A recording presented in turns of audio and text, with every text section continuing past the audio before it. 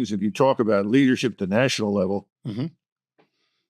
and I often do, I sometimes say the last president who really had a grasp of all the things that are important to be a good president was really Eisenhower.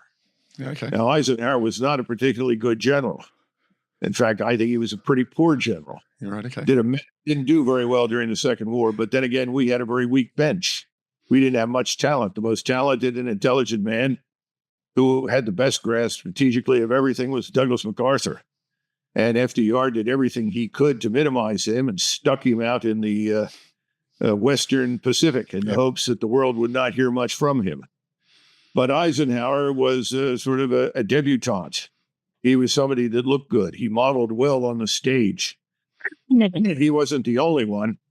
And Marshall picked him and sent him over, but Marshall had a lot of trouble with him. But the thing that distinguished Eisenhower from many of his peers was that Eisenhower learned from every mistake he made. He learned about how things really operate in the international system. He began to understand the people that he was dealing with. So when he became president of the United States, he was really ready to handle the job. And you'll recall that he ran specifically on a platform that implied he would end the Korean War. He never said he would do that, but that was the implication.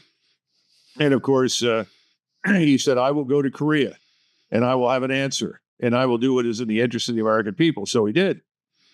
And he got over there and he was immediately given a briefing by General Mark Clark, one of the people that emerged from the Second World War as a four-star. And Clark gave him this briefing in 1952, early 53, actually, and said, well, Mr. President, what we need now are 890,000 troops so that we can launch a major invasion of China, march in through Manchuria and around and down into Beijing, and we will win the war. And Eisenhower listened politely, and then he walked out of the tent with his military assistant, and he said, Clark has lost his mind. The American people have absolutely no interest in a major war with China. Yep. In fact, someday we may want to get along with China, regardless of what the government is at the moment. We don't want a war with the Chinese.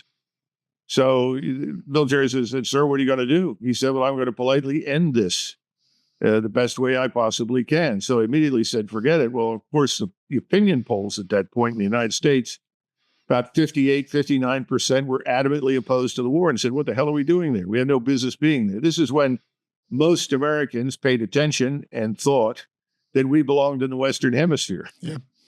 Novel idea.